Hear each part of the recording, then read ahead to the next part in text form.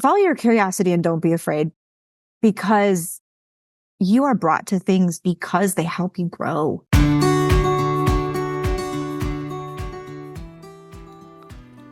Welcome to the Spirits Beside Us podcast. I'm your host, Chris Lippincott. I'm an ex-Wall Street analyst turned international medium, spiritual teacher, and best-selling author. Each week we'll dive into the fascinating and uplifting arena of the non-physical world to help you deepen your understanding and spiritual connection to the unseen realm. We'll also share a behind-the-scenes look with others who've done the same and speak with experts in the field about their experiences.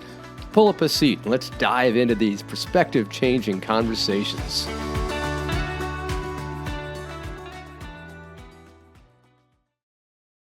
Welcome back to another episode of Spirits Beside Us. I'm so glad to have you here. I'm the host, Chris Lippincott, and today we've got a wonderful host, Laura White. And Laura is a wonderful intuitive medium. She's been doing this for almost 12, 13 years. Plus, she's got a background in counseling, and now she's bringing the two of those specialties to the fore to benefit so many people. So, Laura, thank you so much for coming on the show today.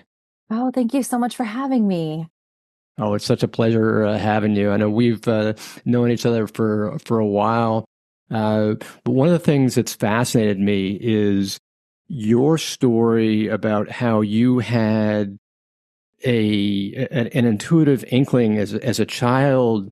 And then it sort of got repressed over time when you became older and you weren't quite sure how to work with it, like a lot of us.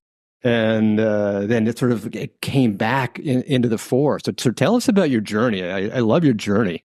Oh, yeah. Thank you. So I, grew up like most people did in the 80s with, all the outdoor time and just, running around the neighborhood and early 90s and kind of doing that thing, right? And very normal, typical childhood, but I always had a sense that there was something else. And for me, that sort of showed up in just feelings that I had. And I would talk to imaginary friends that to me were very real and appeared like real people. And I think that's somewhat typical for children, right? But sure. For me, it was just like they had lives and they would tell me about their lives. And so now as a medium, I'm like, oh, I had some little spirit friends, but these were not imaginary. But back then, everybody was like, oh, she's so imaginative. Isn't that so cute? And I'm like, yeah, but you don't understand. Like my friend Maria, like, she did this and this is how she died. And everyone's like, oh, that's so cute.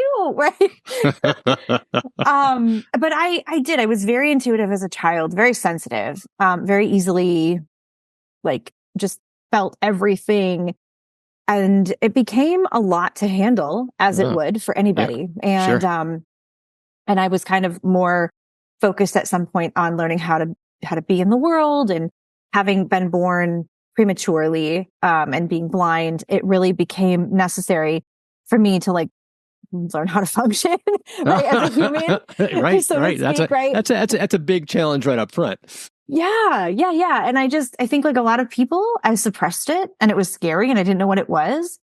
And, fast forward several years, went through high school and, was a very ambitious kind of overachieving kid and went to college, and it just came back. I would just like sit in my dorm room and just like curl up in a ball and cry. Like I would have these panic attacks because I'm like, I don't understand what I'm feeling, and I don't understand why I'm so upset. And a little bit of anxiety perhaps was involved there, huh? Bit. Yeah. And I started to look into, because I had always been interested in anything as a child that was paranormal, psychic, intuitive, right? All that stuff I was always interested in. And so once that technology caught up and I could have digital books, I started reading, and I started reading John Holland, right? And like Born Knowing and John Edward and all the mediums and that I could find. And I was like, wait a minute, this has a name. This is a thing.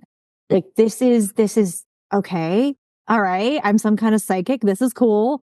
But it took a long time right after that to be like, oh, okay, this is how this works. Ah, yeah.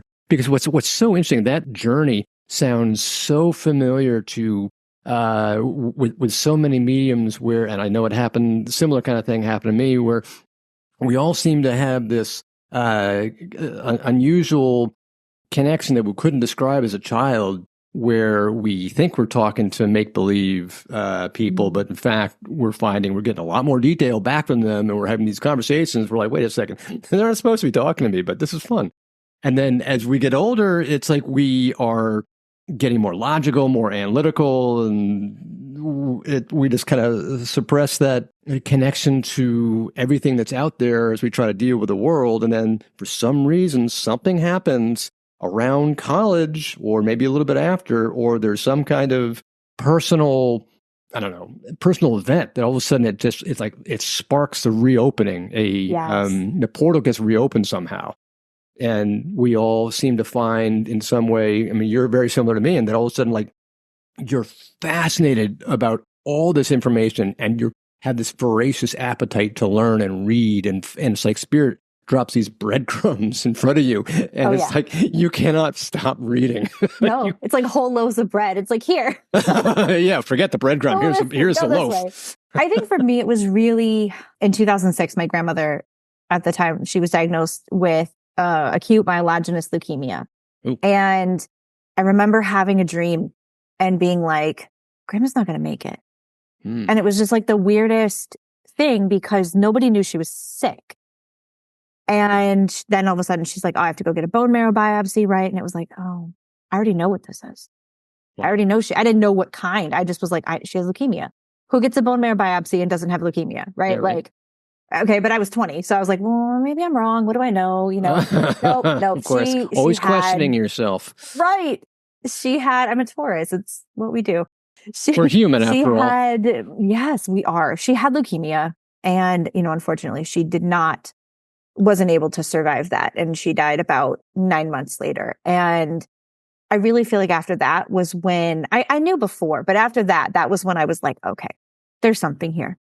There's something here that I feel like that level of grief, because none of us were prepared. She was 69. Right. She was very young, and none of us were prepared. And I feel like that level of grief kind of reopened that. And I look back now and I'm like, thank you, right? Thank you, Spirit, because sure. It helped me to actually get through it. There's something else. That's so well said. It's like where we seem to experience a personal trauma of some kind. In many cases, it's the death of a significant loved one, whether it's a parent or a close family member, where it's that impact that suddenly shifts our awareness, shifts our understanding, shifts our whole thought process, that perhaps we weren't even thinking about it before. With me, for example, it was like my father died when I was 18. My mother died when I was just a little over 30. So I was, it felt like I was all alone, felt like I was this kind of orphan. It's like, where do I go? What do I do? That kind of thing. And it's like all of a sudden, like these questions start cropping up in your mind. Like there's a bigger picture. Like, what do I do? Where do they go? What's beyond us? It's like all of a sudden, not only does a portal reopen, but the whole sky reopens, where we have to reevaluate what's above, what's beyond us, what's out there, right? Absolutely. And that's how it's sort of like, I think that's kind of how it triggers that portal to reopen, because I think all children are so sensitive, so open, because they haven't been told you've got to fit into this little box of being a logical human being. And yeah, be logical, no feelings. Yeah, exactly.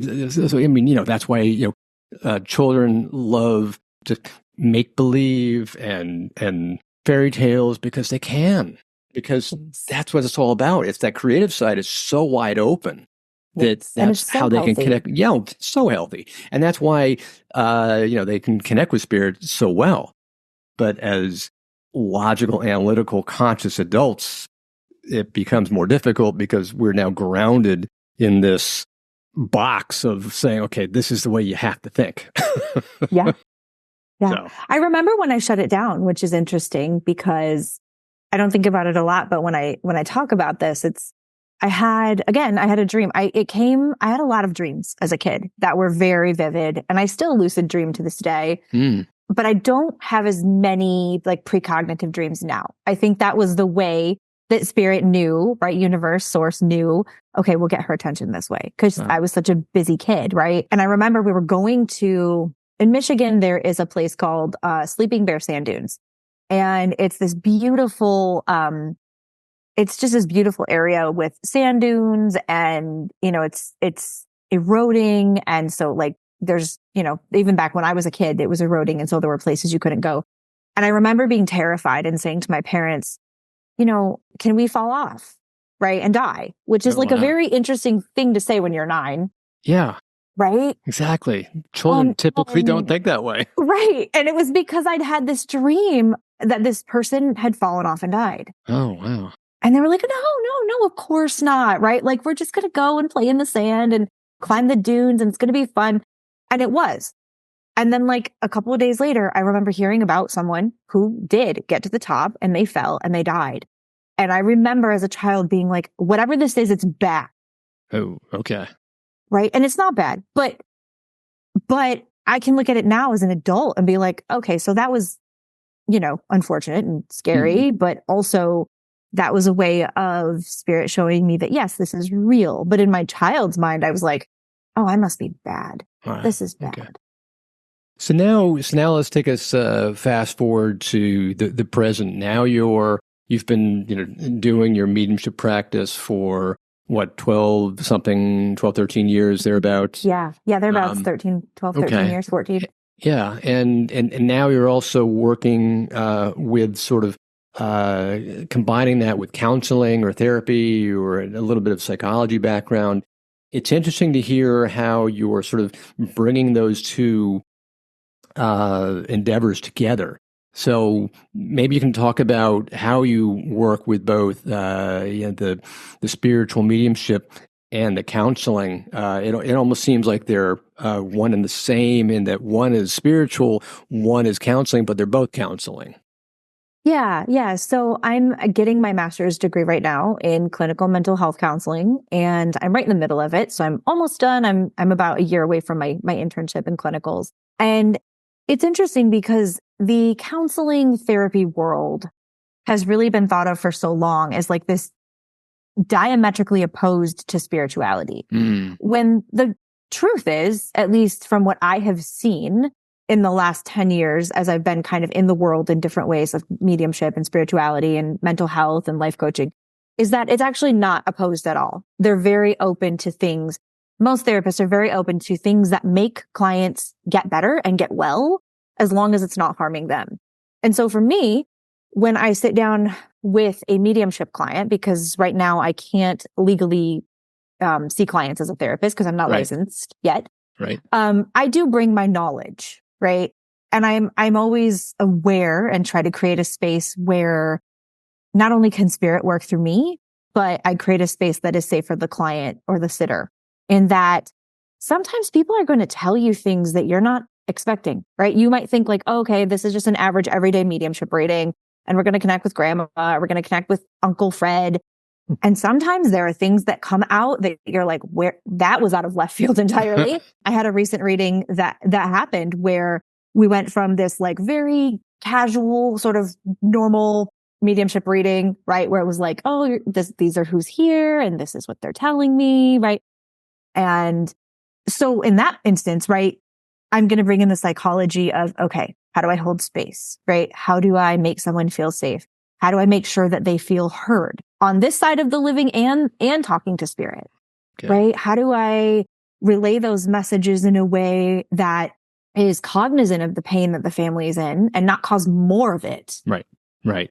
And in fact, that's very true with all of mediumship. It's very similar to the Hippocratic Oath, where the first thing you do is do no harm, and the secondly, it's what can you do to be the instrument of love and healing that's coming through spirit. You're the instrument. You're the vessel. Spirit's coming through to try to bring through their love, their transformational love, in an effort to bring the healing and the comfort to their recipient, their loved one here back on earth.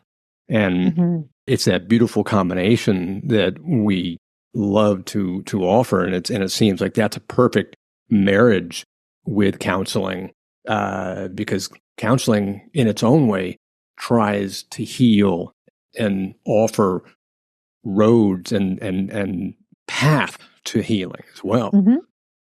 Yeah. And counseling also helps people to recognize that they have the capability to heal themselves, that we don't show up with the answers, right? We are, as counselors, as therapists, as mediums, as social workers, right? Psychologists, all of that. We are the person that I like to say is like the wayfinder, right? Where that person is like, nope, turn left up here. We might be your signpost, right? Yep, exactly. In that I can't heal you. That is not my job ever. My job is to show you and help you to understand that you and I can work together and you can heal yourself. Right. And that's so interesting, because that really goes to the fundamental aspect of true spirituality and spiritual growth, where if you begin to practice spirituality and find that there is spiritual growth, you begin to understand that you can have a greater joy, happiness, find inner peace, find a greater purpose for your own life. And it's just it's that path, it's that soul journey, and it's all directing on your own healing, so you can find the joy, release the pain, get out of the discomfort and the anxiety that you might have had otherwise. So that's really true of spiritual growth, and I feel that spirit helps us on that spiritual journey. Yeah, and you can also get out of your own way, and that's a big thing. I think we get stuck sometimes in thinking that if we manifest enough and we pray enough and we Reiki enough and we meditate enough and we, coach and counsel and therapy, sometimes it's not about that, right? Sometimes it's about just surrendering and saying, okay, this is where I am. And whatever it might be, like, for example, okay, this is where I am today. I'm anxious. How can I love and take care of myself, right? What does my body need? What am I asking for? Right. And how can I meet those needs? Right. And I feel it's very, very much internal, even down to the point where you could start saying, is this something that relates to my chakras? Is this something that relates to the energy within me? Is this something that relates to my own vibration? How do I find self-love, self-compassion? Because in these days of incredible polarity, incredible stress, worries about whether it's economic worries or political worries or worries about war or whatever the worries are. I mean, there's like the number of the amount of worry. It's crazy. It's like, how can any human live on this planet? If I was a visitor from outer space and I was looking at this planet, I'm like, oh my gosh, how can anybody live on that planet? You must all be going crazy. And it's like, at this level, it's like, I'm not surprised that there are people who are feeling increasingly anxious, increasingly worried, and out of sorts. And it's like, how do we deal with that? But going inside, finding the love inside and finding our own joy and bliss and, connecting with something that's beyond us. Yes. And it's one of my favorite things as a medium and a future counselor, spiritual advisor. I think I kind of say that on my website. Oh, good. Yeah. Is that, I don't have the answers, but I sure as everything know that inside of you, whoever you are, you do. Yeah. And I think that's almost part of the, I don't want to say role, but I want to say that's part of the thing that mediums do, spiritual counselors do, is to point to the possibility, point to the opportunity. And it's really through spirit that we're basically the vessels of spirit who are trying to get the people who need that healing.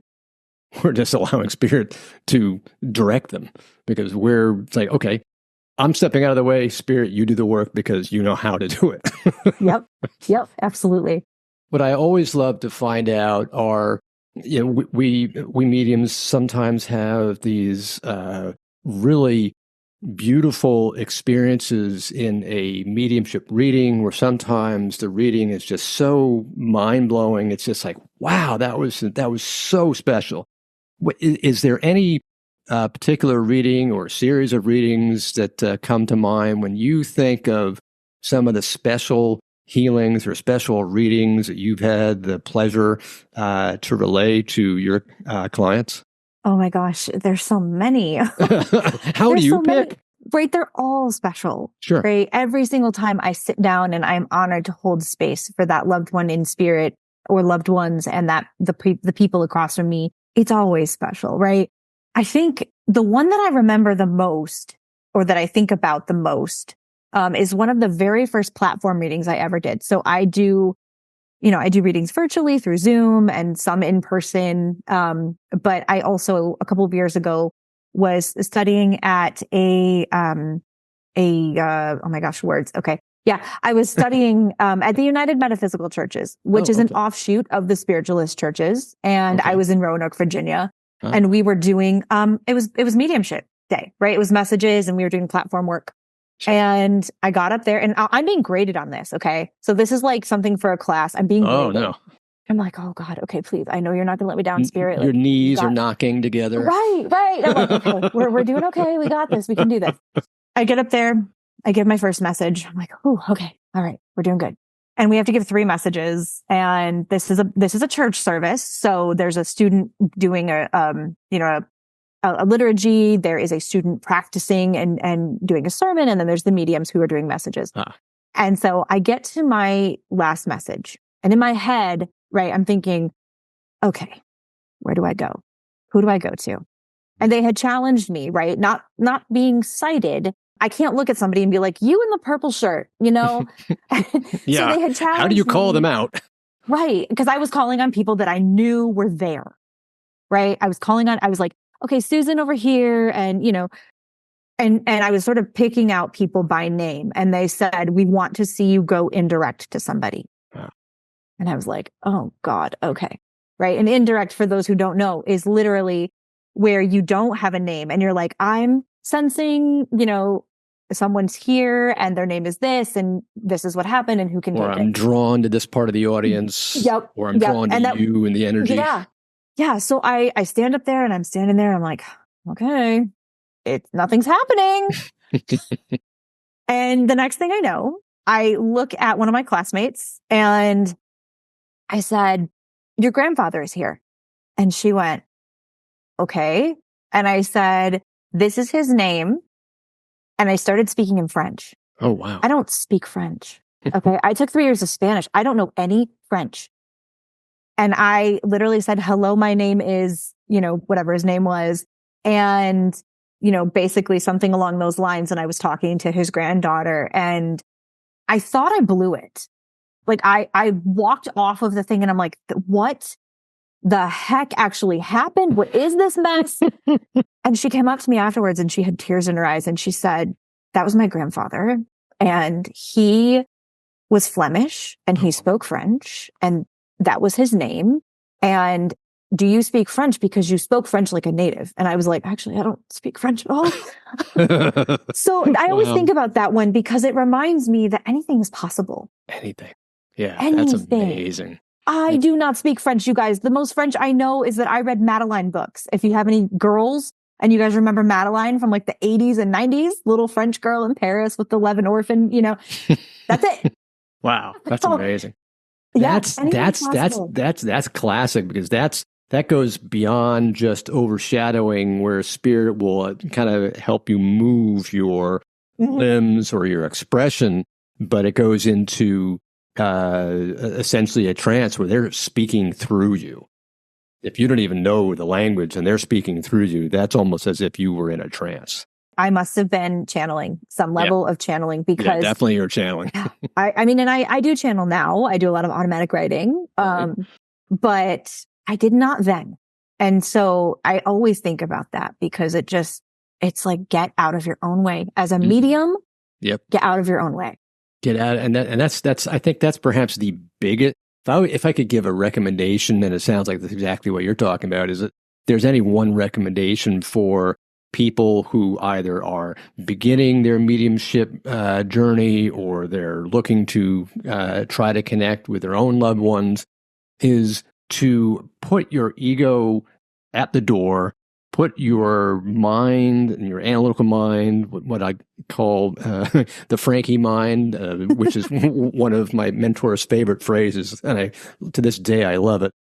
Put your Frankie mind to the side and go to the place of trust and surrender and just know that whatever spirit is bringing you is 100% accurate. You may not believe it. You may not think that it makes any sense. You may not think this is impossible, but spirit is always right. Your experience is always right. You may think it's, outlandish and impossible, but guess what? Spirit's right. And 9 times out of 10, if you just allow yourself to bring that information through without the Frankie mind getting involved and the analytical, logical part of you and ego saying, no, that's not right. If you let that through, boom, magic happens. Magic. Absolutely. And that's so great.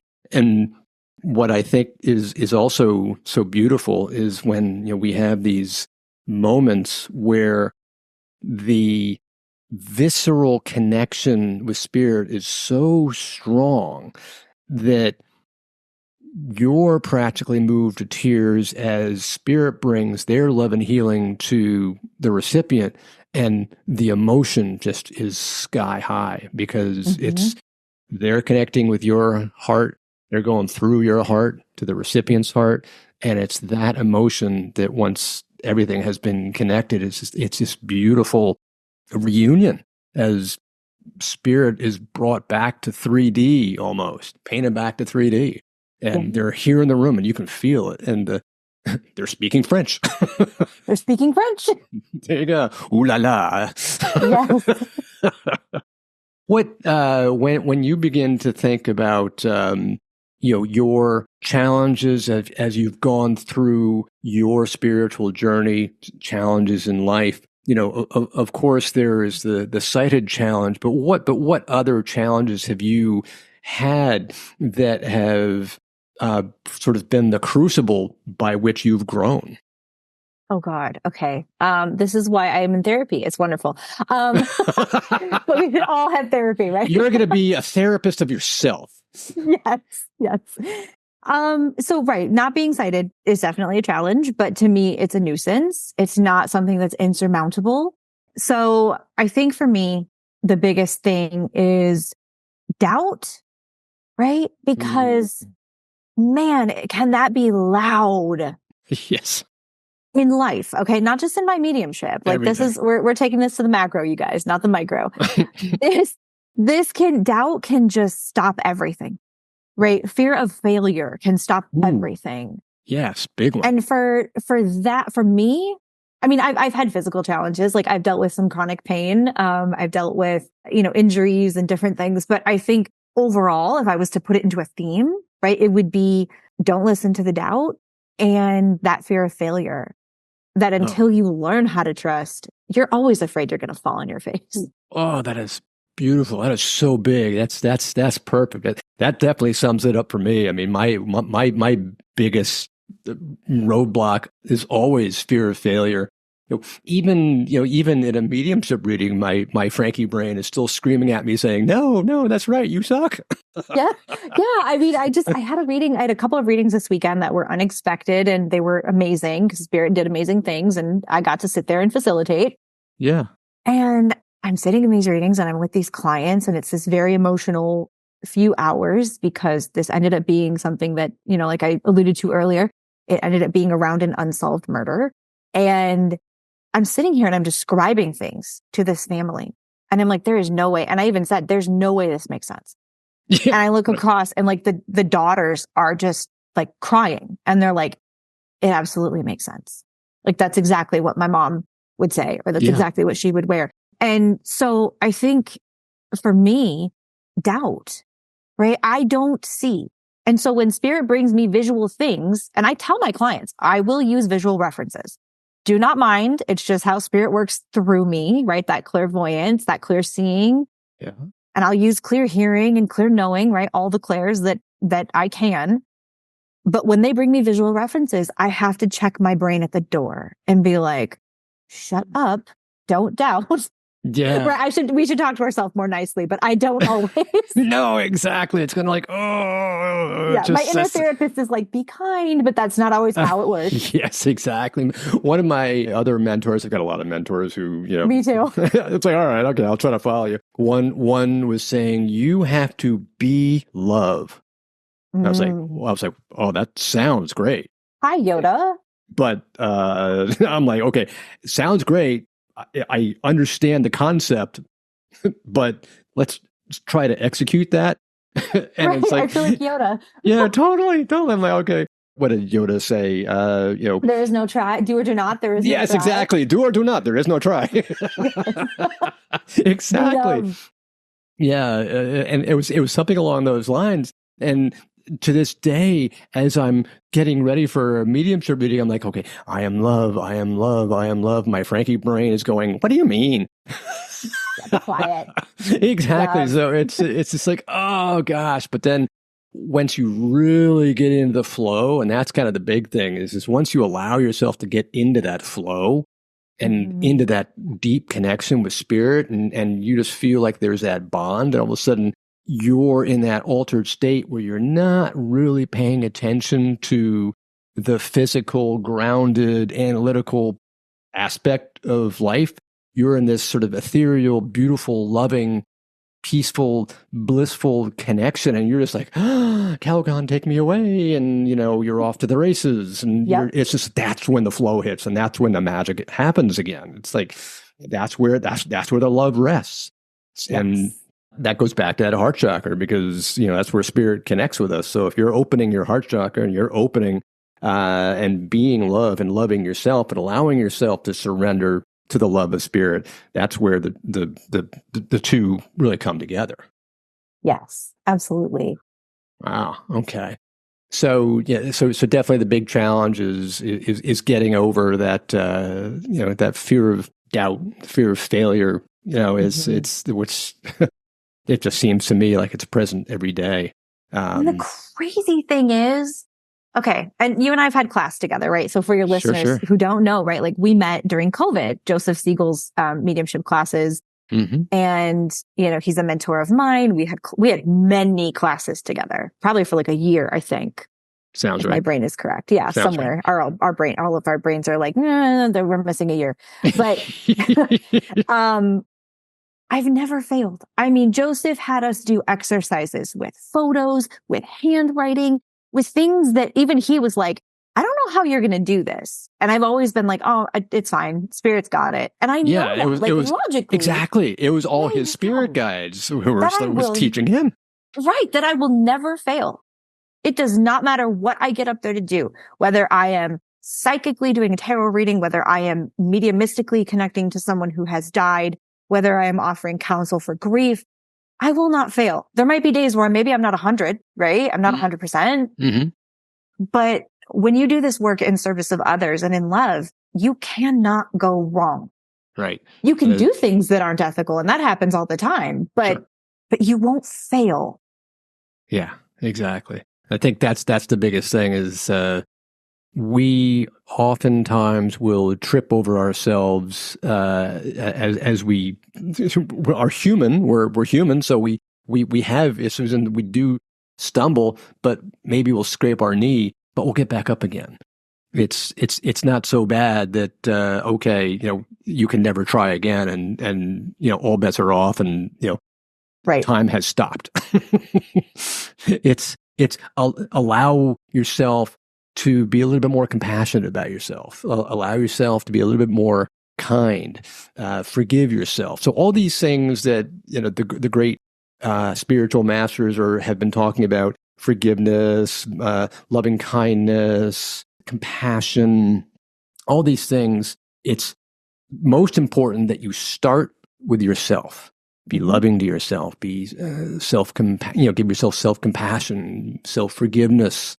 Loving kindness to yourself, because it's like the airline things. Like before you get the oxygen that comes down from the above, and you've got to put it over your own nose and mouth first before you give it to the person next to you. It's like you've got to heal yourself first and give yourself that loving kindness first before you can give it to the next person. Yeah. And it's so ironic that we're talking about this, which, I mean, this is how spirit works, right? Synchronicity and spirit. Because I saw something this morning online talking about the Hermetics, right? The people that were, right? And how the original like Hermetic philosophies talk about how there is no sin, right? Mm. And in the Gospel of Mary, in the apocryphal, texts of the Bible, there is no sin. Which means, right, there is no failure. Right. And sin, by definition, actually is referred to as error. Yeah, there's no error. We're not mistakes. Like, we might do things that we can look back later and go, oh, that maybe wasn't the best choice. Right.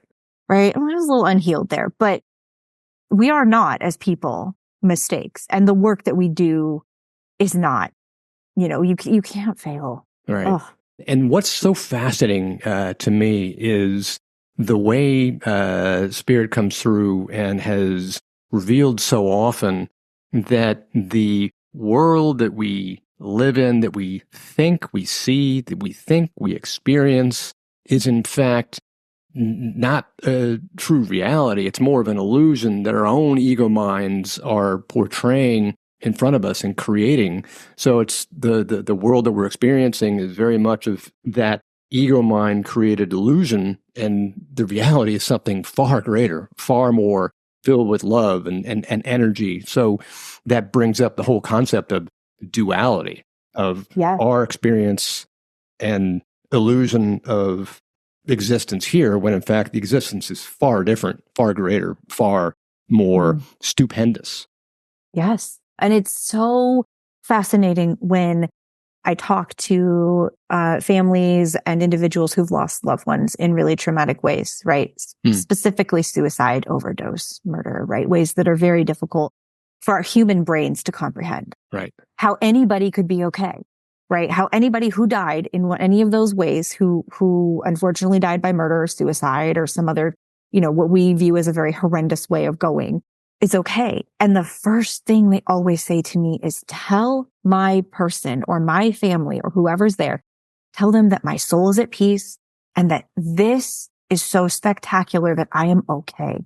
Yeah. And it doesn't mean that it doesn't hurt, and it's not awful for those people that are here, right? And how we have to process it and we have to move through our grief. But it's 100% of the time, I always hear, let them know that I'm all right. Yes. And it just brings me to tears every time. Absolutely. The same thing happens to me, and I would imagine to every medium who has these experiences, is that Spirit's always coming through with this sensation of freedom, sensation of liberation, a sensation of bliss, calm, relaxation. There are even people who are these workaholics who come through and they show themselves as being on a permanent vacation on a beautiful Caribbean island, sipping the Mai Tais, and it's like they're off living the lap of luxury. I'm like, wow, that looks pretty good to me. Looks pretty good to me.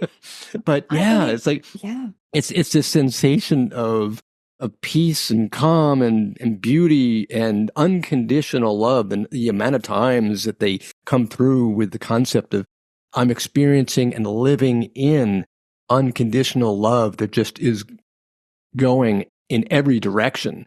And you have to understand that you're able to connect with that yourself if you only allow yourself. And it goes back to the concept of allowing. Imagine that. Imagine that. Wow. I'll get your Frankie brain out of the way and allow the unconditional love that is throughout existence to begin to sink into your being. A big ask. Big ask. A big ask. What else have you seen in your journey? You've gone through, from the child to the college student to really seeing things through a different perspective now. If you were to talk to or recommend something to a listener, what would be your biggest advice to a listener now beginning their own spiritual journey and their own understanding of what's beyond us? That's such a powerful question. And I think there's a couple of different things I would say. So the first thing I would say is that whatever you're curious about, it is okay, right? I came from a very evangelical Catholic and Baptist background. Oh. So let me just tell you, right? When you come from a Catholic or Baptist background, now we know that there are some phenomenal mediums who are Catholic, right? It doesn't matter, right? In spirit, it doesn't matter where you started. Doesn't matter what religion you were. None of that matters. But when you come from those backgrounds, you are taught that this is not okay. All right. Right? That mediumship is scary. And so first and foremost, I would say bless your curiosity, right? Because that is the way that we get, that's the way intuition speaks to us sometimes. Sure. Is it's not always about like, oh, did I feel it? Did I know it? Sometimes, and I feel like this is actually often with me, my intuition comes to me in the things that I'm curious about. Right. Oh, and actually that goes right to the point we were talking about at the very beginning of the show, where we were talking about all the books that Spirit keeps on wanting us to read. Like they're giving us all these crumbs, aka bread, the whole loaves of bread for us to devour. It's like, it's that innate curiosity that it's not just us. There's something to it, and we're getting pointed and pushed in that direction. So yes, curiosity is follow huge. your curiosity, follow your interests, right? Yeah. Be smart about it, obviously, right? But be discerning. Be discerning, right? And right, use your common sense, use your thinking brain. This is the time when you can use your Frankie brain. It's okay. Frankie brain's okay. But follow your curiosity. If you're curious about tarot, start with tarot. I mean, that's what I did. I started with tarot, and then bam, right? A couple months later, I'm with my tarot mentor at the time, and he's like, what's the matter? And I'm like, well, my dead grandmother's in my kitchen. Is that perfectly okay? He's like, oh, you're a medium. And I was like, well, take it back. No, I didn't mean it. No, I Right. And it took a little adjusting, a lot of adjusting, but follow your curiosity, number one. I think number two would be, follow your curiosity and don't be afraid, because you are brought to things because they help you grow. We are not brought to things to fail, like we said. We are brought to things because sometimes that's how we grow, right? Think about how somebody might say to you 6 times, you really should consider going to school. Right. And then the next day you're like, oh, there's this flashing billboard. Maybe I'll consider going to school. Like, Yep. Right. So pay attention to those things that keep popping up. Yeah. There's a reason why they're popping up. Yeah. Exactly. And that's how in the beginning, and the fun part with Spirit with me, right, is I can't see. So I have had to be like, okay, Spirit, you can't send me a license plate because that is irrelevant. I will never see it.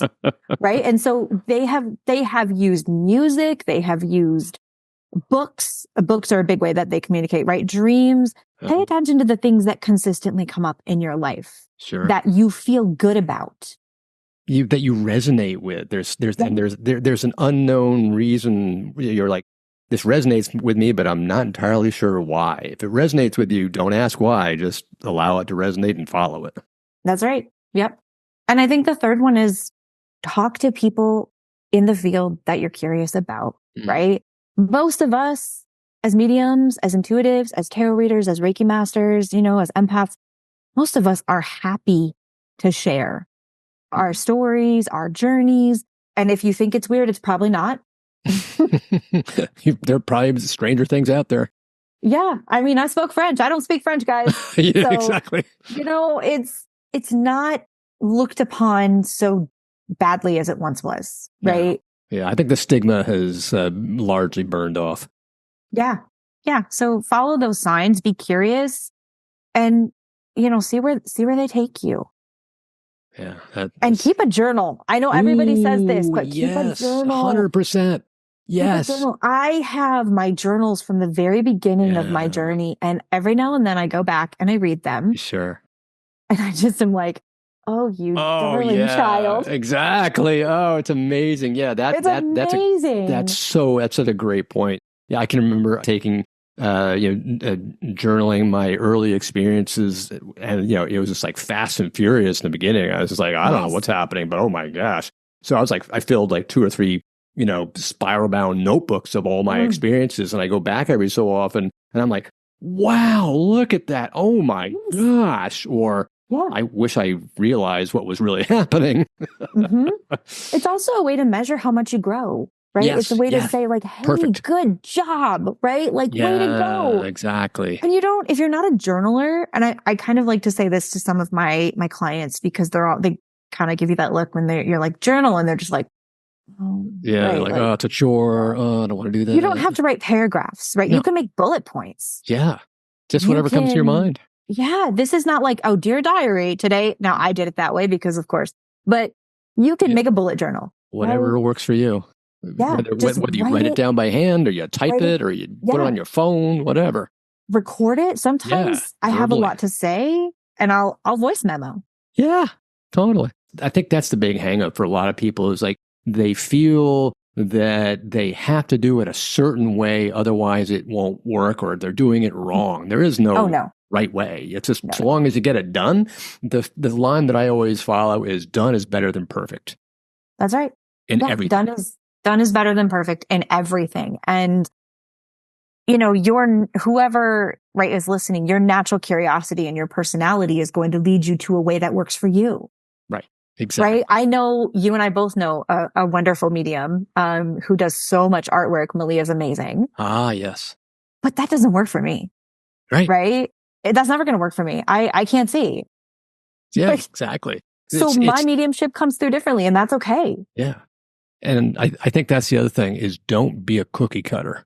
The one thing that has constantly come through is don't try to be that cookie cutter intuitive or medium, or try to follow the exact spiritual growth path or journey of somebody else, because everybody's unique. You're unique. So follow your own way. You can certainly model basic concepts and basic principles and basic directions, but don't make yourself a carbon copy of anybody else, because you're very unique and everybody's unique. So do that.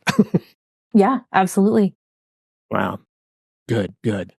What are some of the things that, as people begin to explore either their special gifts or their spiritual journeys, what are potential hurdles or challenges that people might experience or they might run into that you think you can sort of give sort of like a, okay, caution ahead, this might happen to you kind of thing? Oh gosh, there's a lot. Yeah. But on the flip side, we're here, so it's okay. Yeah, exactly. We lived through it. We lived through it. It's okay. I think so. That's an interesting question because I can only speak to my experience. So for me, there's a lot of people that I lost, right, on this journey. I started this journey and I was reading tarot and everybody was like, oh, that's so cool. And then my mediumship opened up pretty naturally, like 3 months later. Yeah. And this all happened in like 2010. And so I went from like not doing any of it to literally like within 9 months, I can look back at my journals and it was like, I was doing mediumship stuff. And it was so quick once I allowed it to happen. Sure. So I think the challenge can be that you might lose people, right? People might not understand. Ah, yes. Right. Yes, exactly. You might lose some friends. Yeah, it's not for the faint of heart. And it's okay because back then I was like devastated, right? As in my 30s now, I'm like, it's okay. Exactly. Like, thank you for coming into my life for the purpose that you did. And I wish you well. Yeah. And that almost highlights the concept of two things. Of number one, if you're shifting, changing, becoming a slightly different person, going down a slightly different path, it's first off, you do you.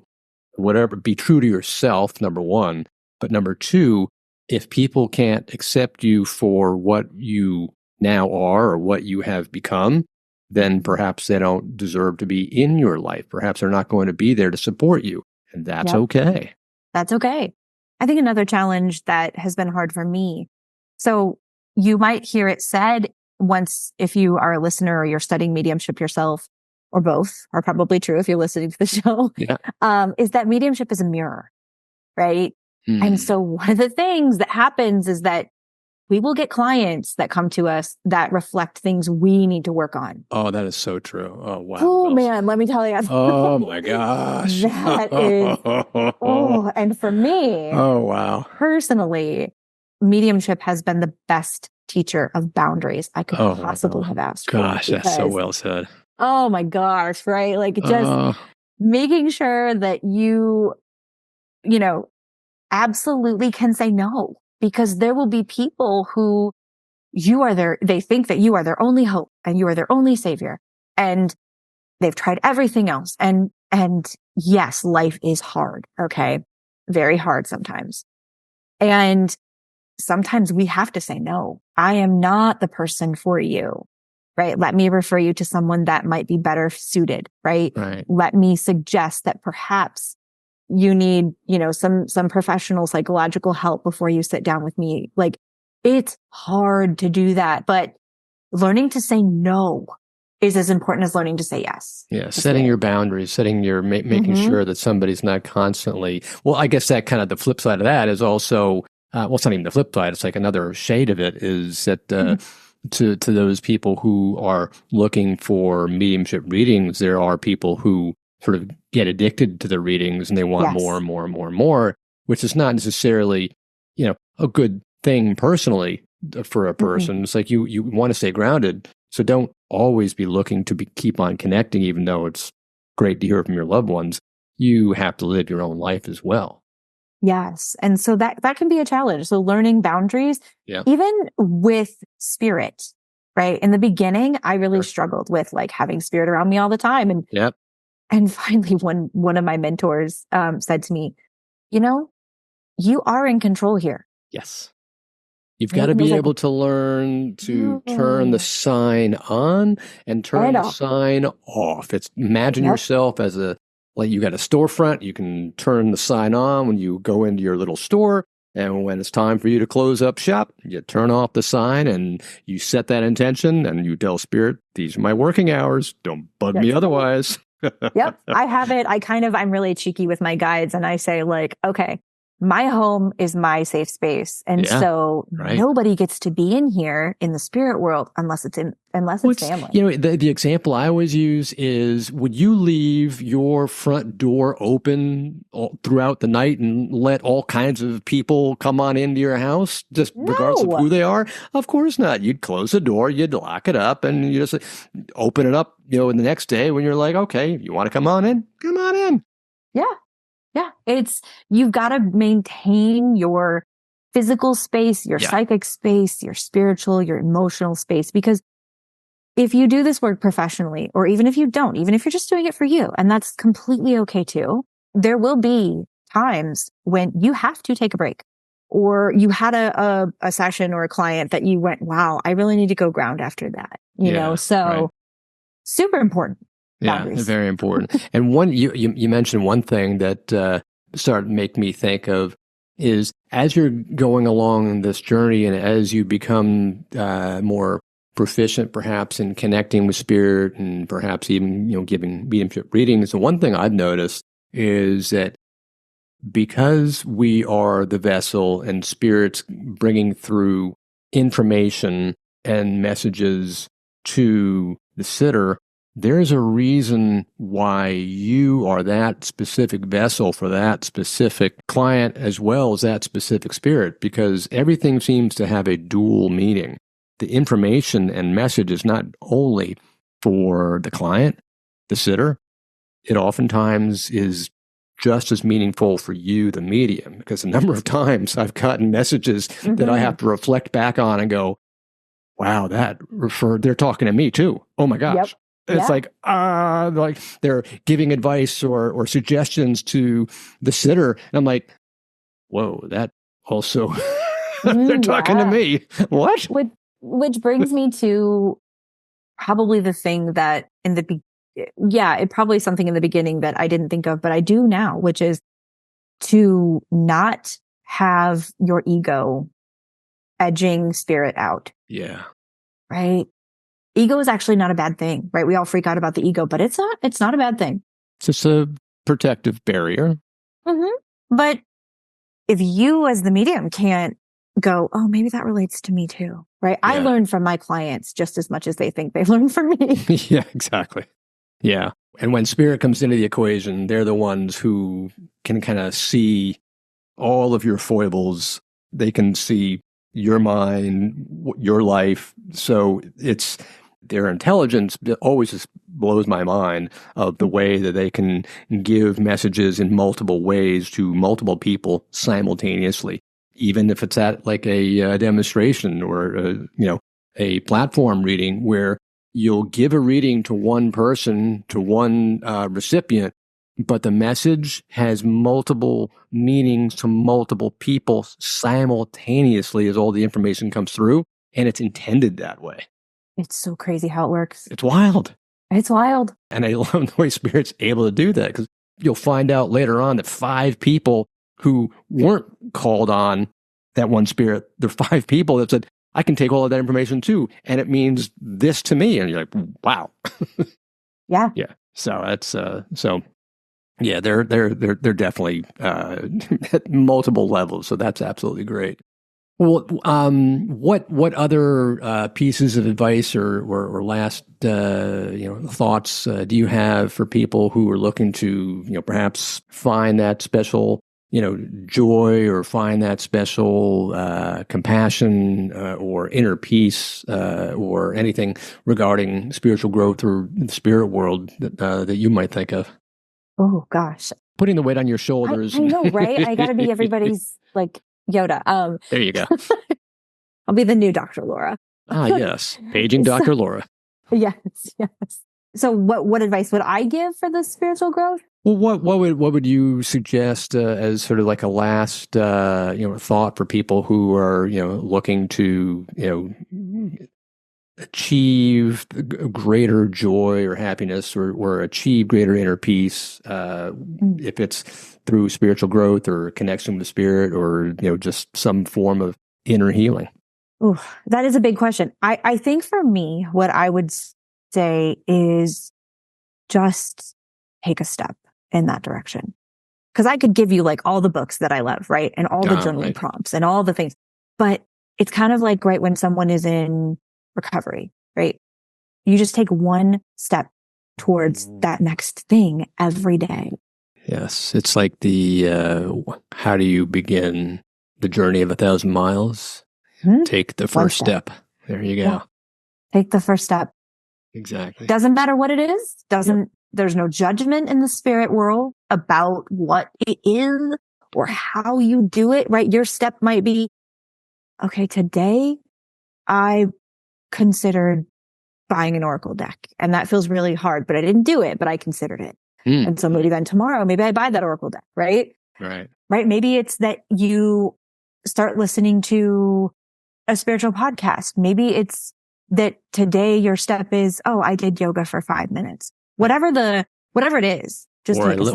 Or I sat in meditation for 2 minutes, and I was able to get through that 2 minutes. And then tomorrow maybe 3 minutes, and then tomorrow 4 minutes, et cetera, et cetera. It's wherever you can begin, and then slowly let it grow. Don't force yourself to make these giant steps, these giant leaps, because that's not the way spiritual growth works. It's a slow and steady wins the race kind of thing. Yeah. Tortoise, not hare. Yeah, exactly. Be the tortoise. Tortoise always wins in the end. Well, great. Well, Laura, thank you so much for being on the show today. How can listeners reach out and get in contact with you? Yeah, thank you so much for having me. It has been absolutely a wonderful part of my afternoon. So if you as listeners want to get in contact with me, there are a couple ways to do it. You can visit my website, which we will have in the show notes, but it is mediumlaurawhite.com. Or you can, there's a contact me button there. You can email me, or you can schedule appointments that way. And that is the primary way that most people get a hold of me, is to go through the website. I am like most people, considering changing social media. And so I do have a spiritual medium, Laura White Facebook page, but that might be undergoing some construction here. So we'll see. But right now it's there. So pop over to either my website, which is mediumlaurawhite.com, or Facebook, spiritual medium Laura White. And yeah, reach out, drop a line, say hi. Would love to hear from you guys. Well, great. Well, Laura, again, thank you so much. And to my wonderful listeners, thank you so much for tuning in today. And I strongly encourage you to, try some of the ideas that, Laura was coming up with. And thank you for listening to the show. It's your support and your love that makes this show such a pleasure to do. And if you like what you've heard, please go to the button and, subscribe. Make sure that that way you're always going to be getting more of this podcast in your ears, or, you can see it on video, whichever is something that you like. So today, closing up the podcast episode, and I thank you again for tuning in. This is Chris signing off, sending you love and light, and I'll see you next time. Bye for now. I hope you enjoyed this episode of Spirits Beside Us. Make sure you head over to the show notes for all the links and information on this week's episode. You can check it out at spiritsbesideus.com. If you love this episode as much as I did, head over to rate and subscribe so you never miss an episode. Also, if you're looking for a community of spiritual seekers like yourself, make sure you join my Facebook page, Spirits Beside Us Podcast, on Facebook. This is Chris signing off, sending you love and light. I can't wait to connect with you again on Wednesday.